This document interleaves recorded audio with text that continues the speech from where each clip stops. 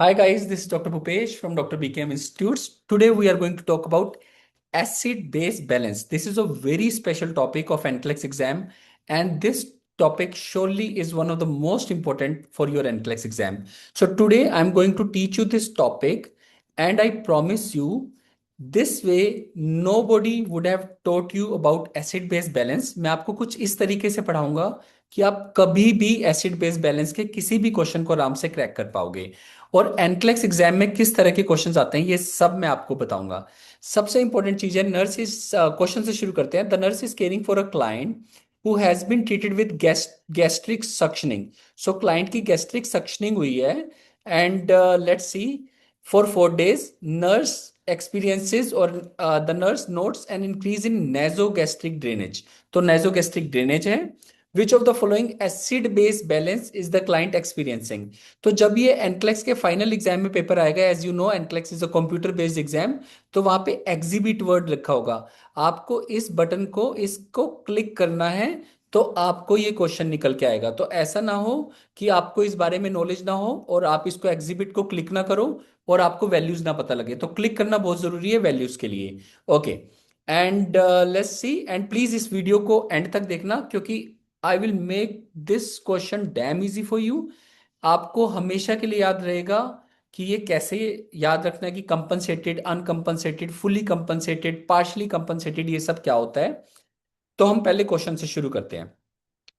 PH basically is hydrogen in the blood. PH की normal value होती है 7.35 to 7.45। ये नॉर्मल वैल्यू है। ये पेपर में आपको दे भी सकते हैं और नहीं भी।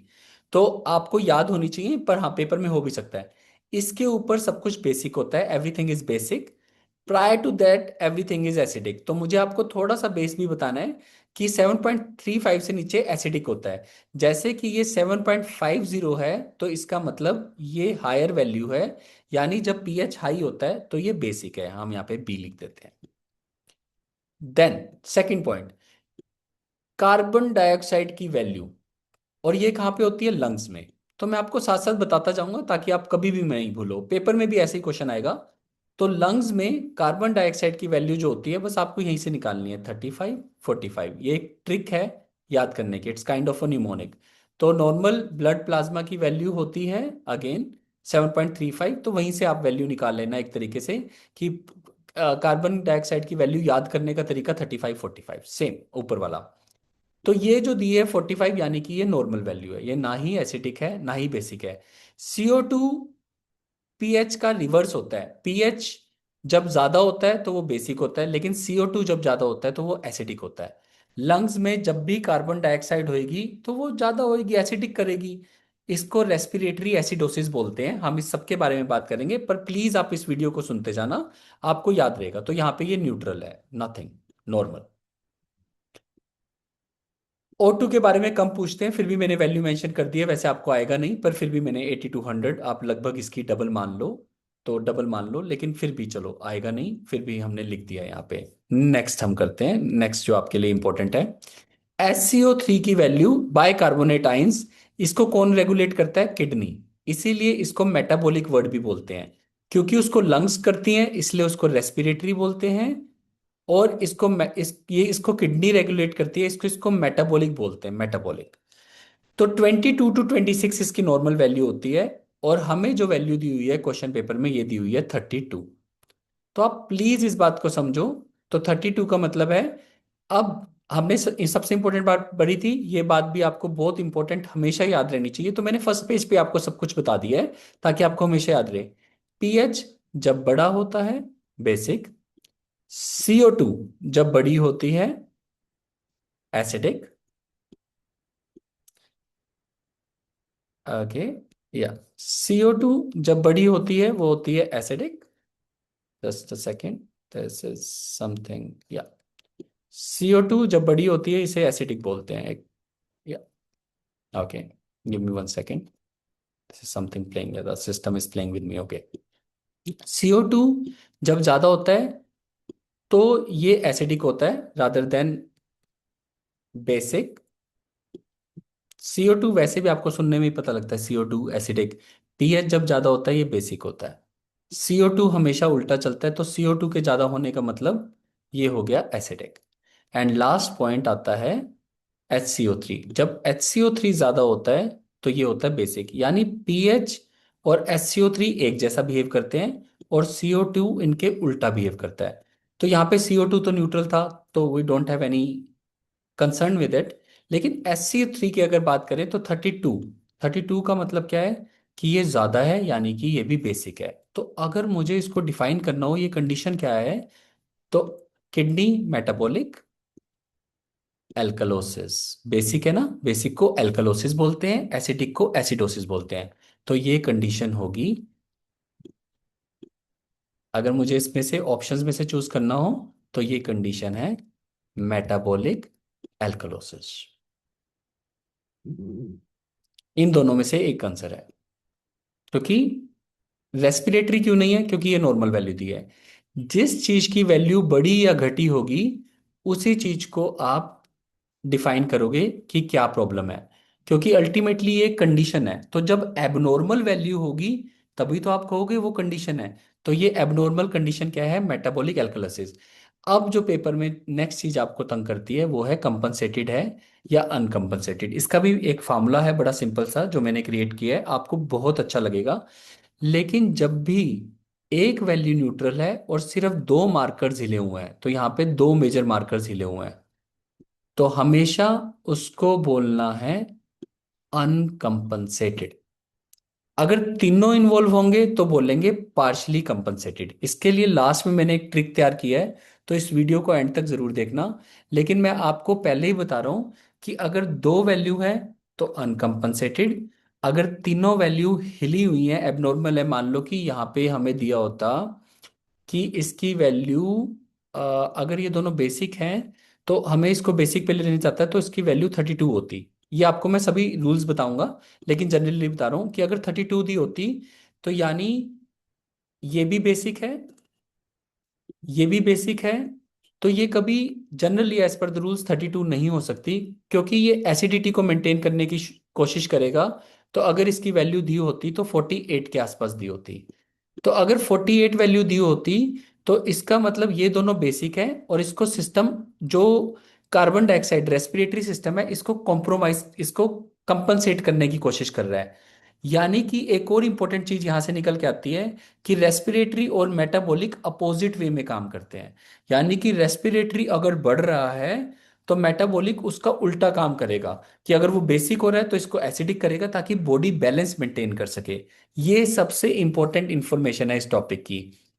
यानी कि अगर मैं इस क्वेश्चन को करना चाहूं तो अगर ये बेसिक दिया था हाई, अगर ये भी हाई दिया था बेसिक, तो ये हमेशा एसिडिक होगा। तो इसको एसिडिक होने के लिए हाई होना पड़ेगा, यानी कि 50। यानी कि जब तीनों मार्कर्स हिले होंगे तो आप याद कर लो, इसे कहेंगे partially compensated. Partially compensated. Partially क्यों, क्योंकि ये दोनों बेसिक हैं, ये इसे कंपनसेट करने की कोशिश कर रहा है पर अभी तक पीएच को नॉर्मल नहीं कर पाया। अगर ये पीएच को नॉर्मल कर देता तो हम इसे बोलते फुल्ली कंपनसेटेड। वैसे तो ये टॉपिक पूरा खत्म हो गया है, एनक्लेक्स में जो क्वेश्चन आता है इसी हिसाब से आता है। तब भी मैंने आपको ये क्वेश्चन पहले ही खत्म कर दिया, फिर भी मैं आपको थ्योरी पार्ट पढ़ाऊंगा। लेकिन देखो, अगर दो मार्कर्स हिले हैं जिसमें पीएच हिला हुआ है, पीएच हमेशा एबनॉर्मल होना चाहिए, तो हम बोलेंगे अनकंपनसेटेड। अगर पीएच ठीक हो गया तो मतलब कंपनसेटेड हो गया। तो यानी कि पीएच नॉर्मल, यानी बॉडी ने कंपनसेट कर दिया, इसीलिए तो इसको कंपनसेटेड बोलेंगे। लेकिन अगर पीएच नॉर्मल नहीं हुआ तो इसको हम पार्शली कंपनसेटेड या अनकंपनसेटेड बोलते हैं। तो अगेन पार्शली कब बोलते हैं, जब तीनों मार्कर सिले हों। अगेन सुनने में थोड़ा अजीब लगता है, पार्शली में तीनों, यस पार्शली में तीनों, क्योंकि तीनों मार्कर्स एबनॉर्मल है, यानी कि बॉडी अभी तक कंपनसेट नहीं हुई है, वो कोशिश कर रही है। तो पार्शियल का मतलब है वो ट्राई कर रही है।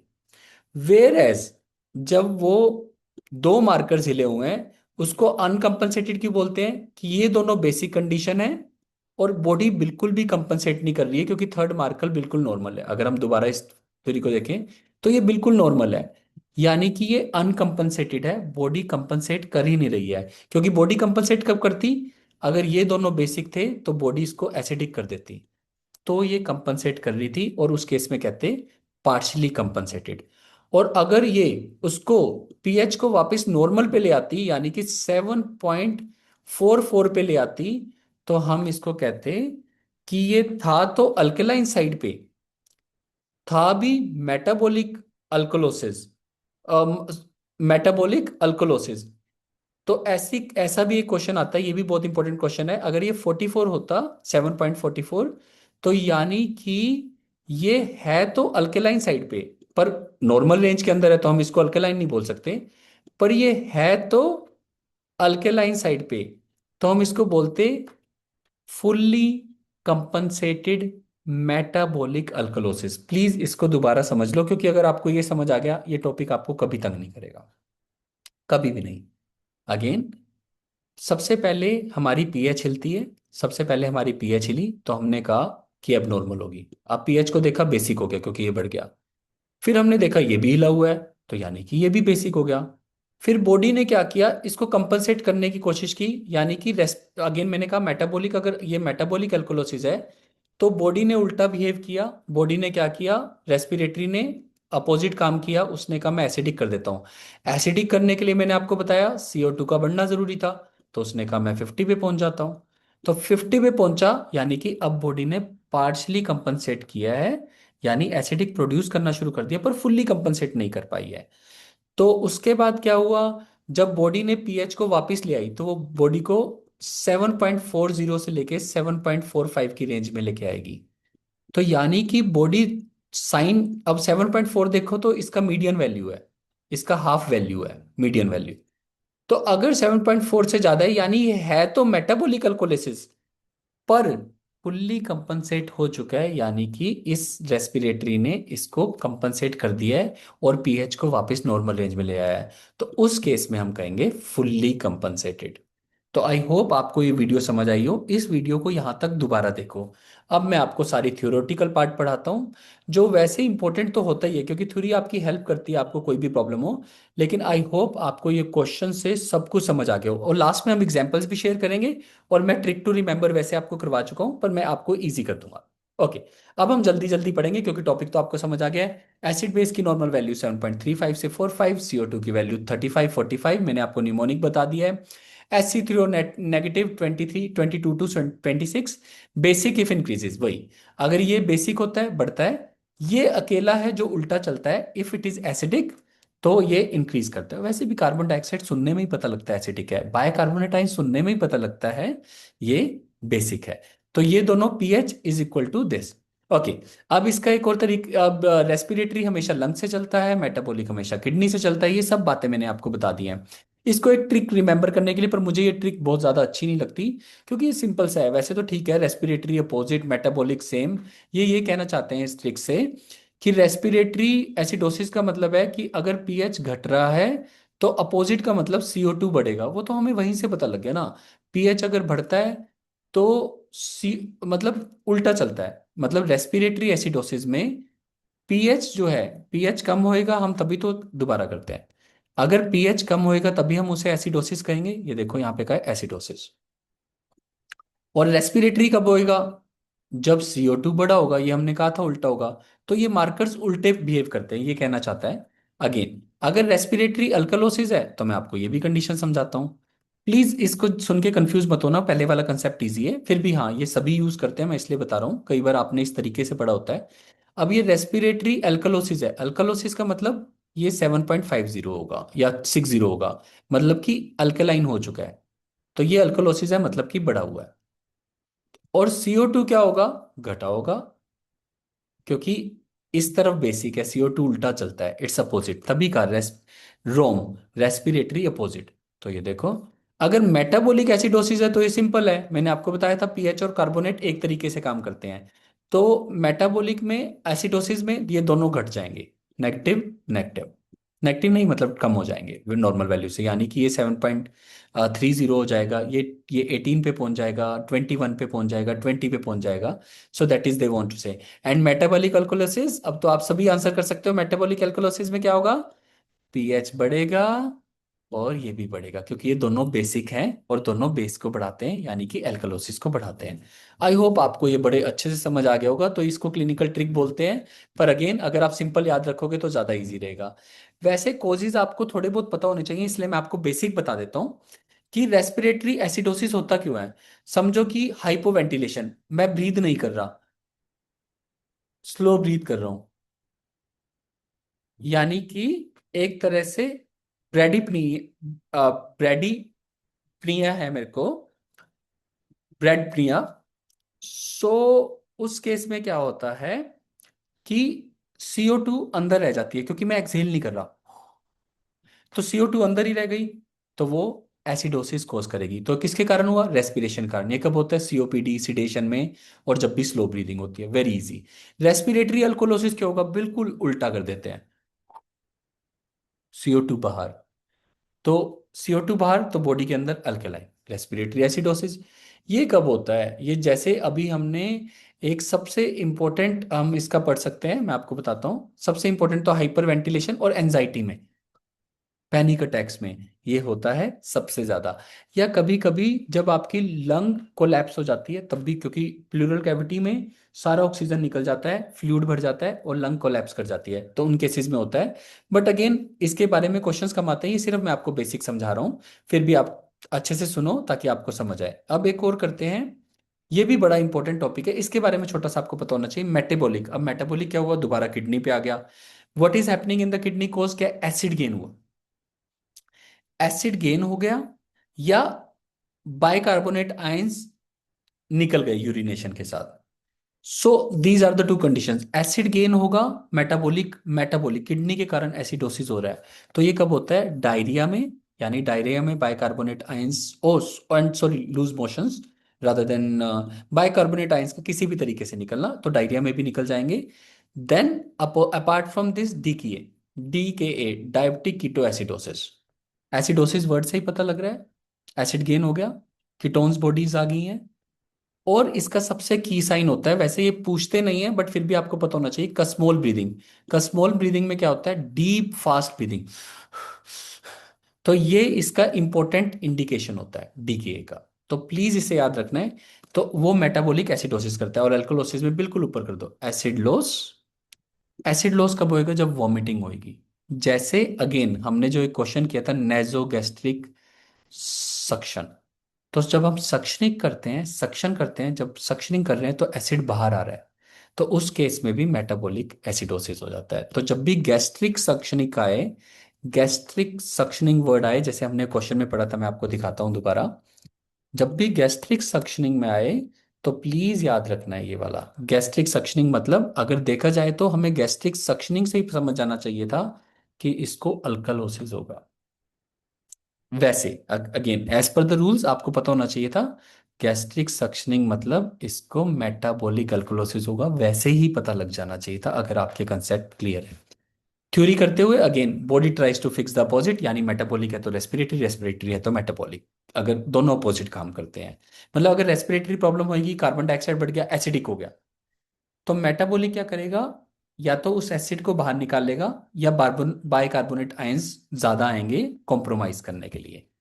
तो ये वर्ड्स हम कर चुके हैं, मैंने आपको वैसे भी इजली याद करवा दिया है।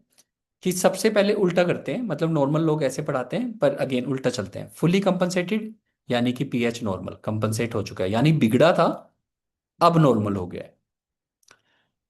पार्शली कंपनसेटेड, जब तीनों मार्कर्स हिले हों, बिल्कुल अपोजिट कर दो। जब तीनों मार्कर्स हिले हों, तो बॉडी ट्राई कर रही है चेंज होने की, अभी तक हुई नहीं है, तीनों मार्कर्स एबनॉर्मल है।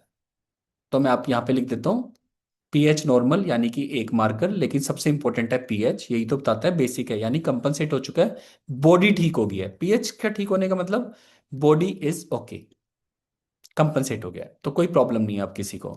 तो ये सबसे इंपॉर्टेंट बात है। इसके बाद सेकंड, अगर देखो पार्शली कंपनसेटेड को देखो अगर आप, तो इसमें भी कोई प्रॉब्लम नहीं है, इसमें तीनों ही अब नॉर्मल है, तो यहाँ पे मैं लिख देता हूँ 3। प्रॉब्लम है, सॉरी, प्रॉब्लम बहुत बड़ी है। जब पार्शली कंपनसेट है तो तीनों मार्कर हिले हुए हैं। लेकिन प्रॉब्लम मैंने इसलिए कहा बड़ी नहीं है क्योंकि बॉडी कंपनसेट कर रही है।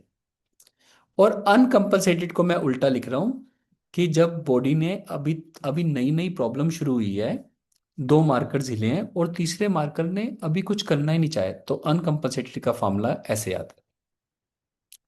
पीएच को सबसे ज्यादा इंपॉर्टेंट, तो इसमें भी दो मार्कर्स हिले हैं, पर पीएच ही ठीक है तो फुल्ली कंपनसेट है।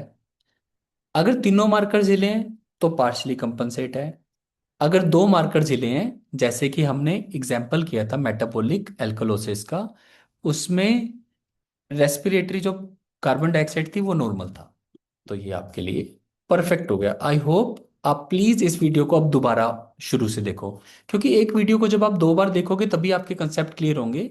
अगर आपको इस चाहते हो कि आपको ये वीडियो कभी दोबारा ना देखनी पड़े, कभी रिवाइज ना करना पड़े और आपको इस वीडियो से ही हमेशा के लिए क्लियर हो जाए, तो इस वीडियो को एक बार दोबारा यहीं से आज ही देख लो, अभी देख लो, दोबारा कभी नहीं देखनी पड़ेगी।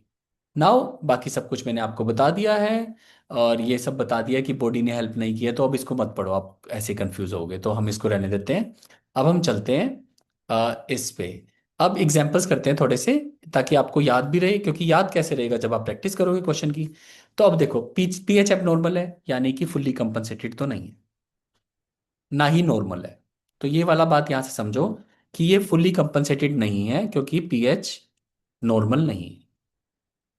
तो कंपनसेट यानी क्या बचा, पार्शली कंपनसेटेड और अनकंपनसेटेड। अब मेरे पास दो ही ऑप्शन रह गया, कितना सिंपल हो गया।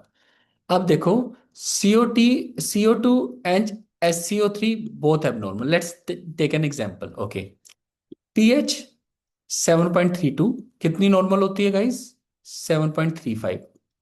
तो ये कम है, तो हमने कहा था कम जाएगी, तो क्या होगा, एसिडिक।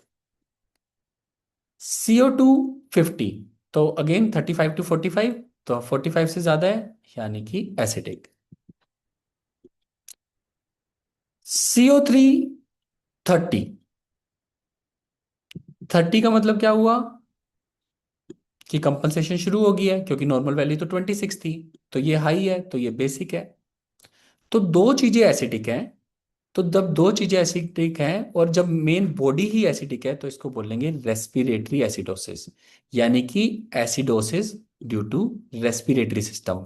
ये हमें कैसे पता लगा कि रेस्पिरेटरी या मेटाबॉलिक है, क्योंकि बॉडी एसिडिक हुई है ना, तो यानी बॉडी पे अफेक्ट किसका हो रहा है, कार्बन डाइऑक्साइड का, एसिडिटी का। तो एसिडिक इफेक्ट कौन कर पा रहा है, रेस्पिरेटरी, इसीलिए ये रेस्पिरेटरी एसिडोसिस है। लेकिन इसमें बॉडी कंपनसेट कर रही है, क्योंकि ये कैसे पता लग रहा है, क्योंकि ये बढ़ा हुआ है, तो यानी कि ये पार्शली कंपनसेटेड रेस्पिरेटरी एसिडोसिस है।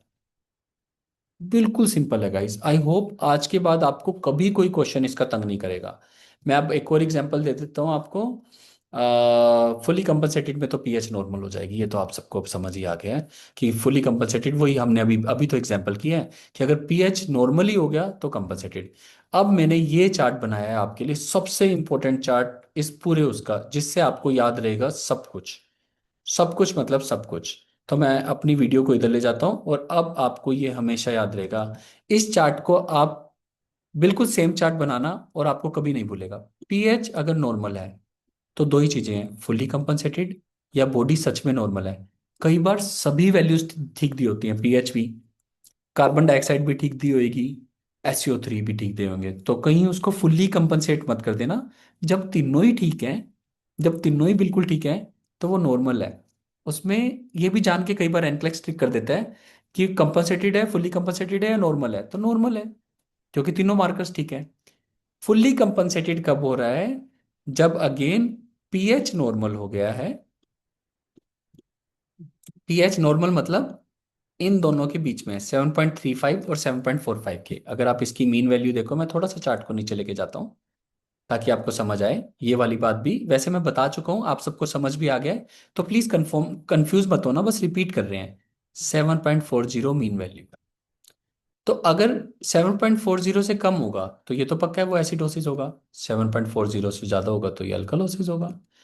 अब फुल्ली कंपनसेटेड में पीएच तो नॉर्मल हो गया, पीएच तो नॉर्मल हो गया क्योंकि फुल्ली कंपनसेटेड है।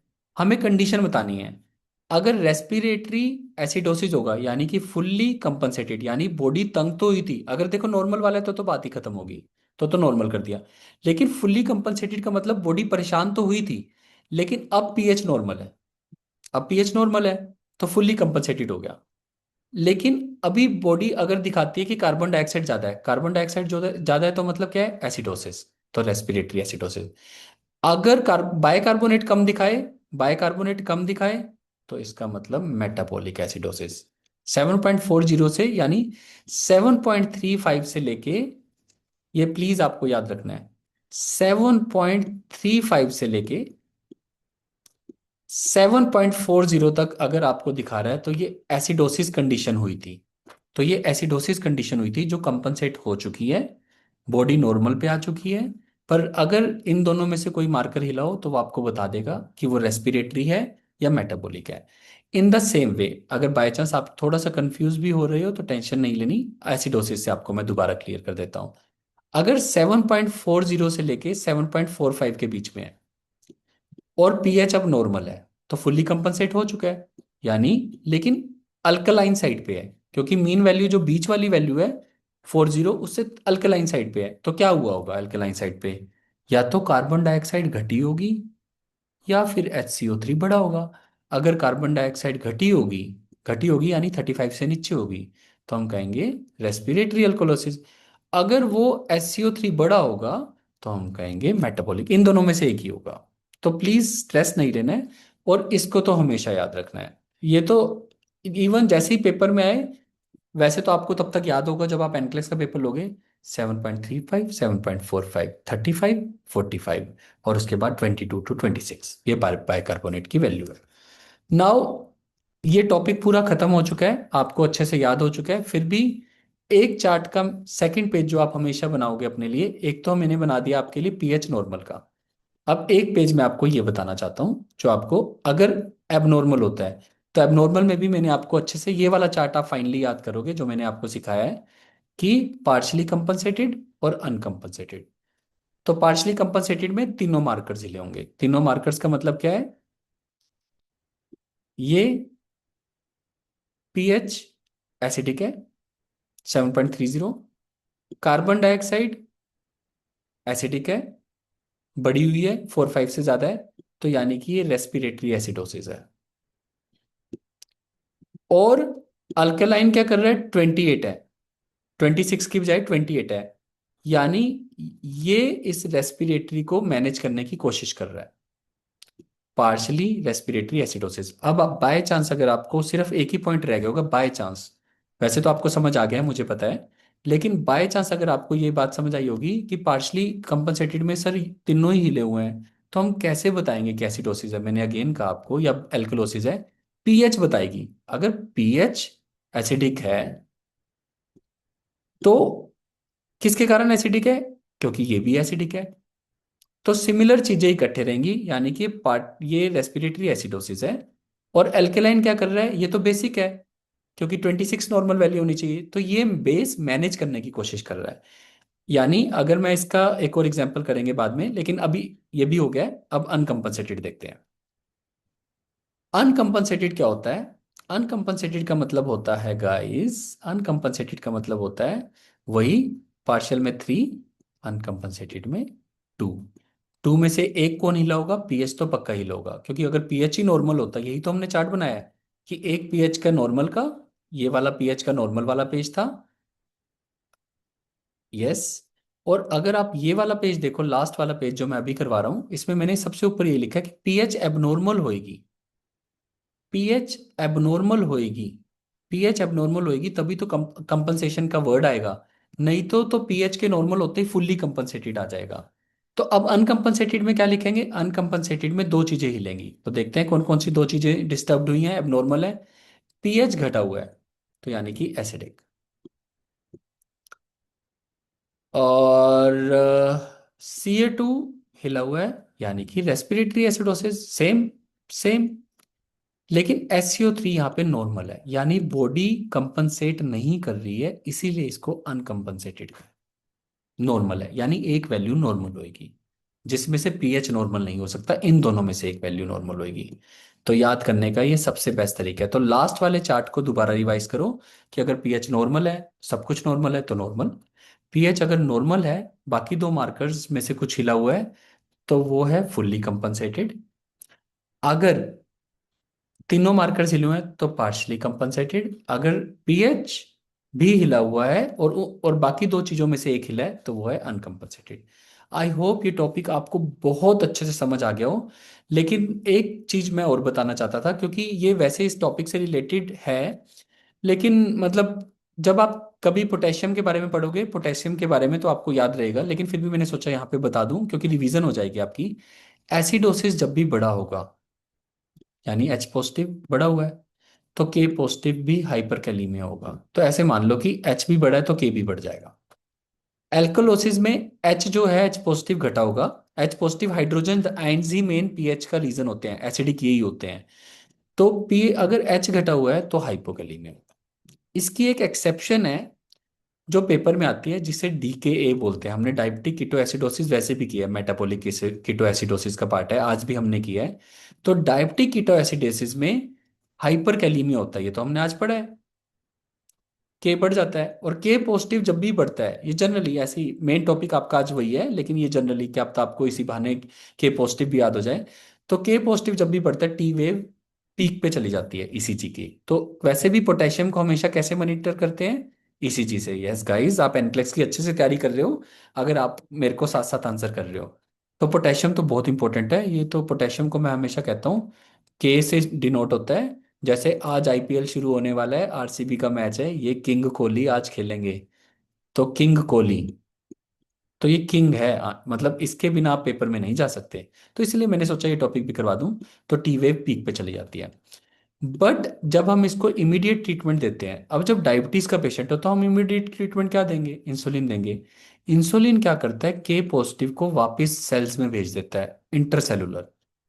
तो यानी क्या कर देता है? हाइपोकैलीमिया का रिस्क हो जाता है। तो ये सबसे इंपॉर्टेंट बात है कि हाइपोकैलीमिया भी हो सकता है जब हम डायबिटिक कीटोएसिडोसिस में देते हैं।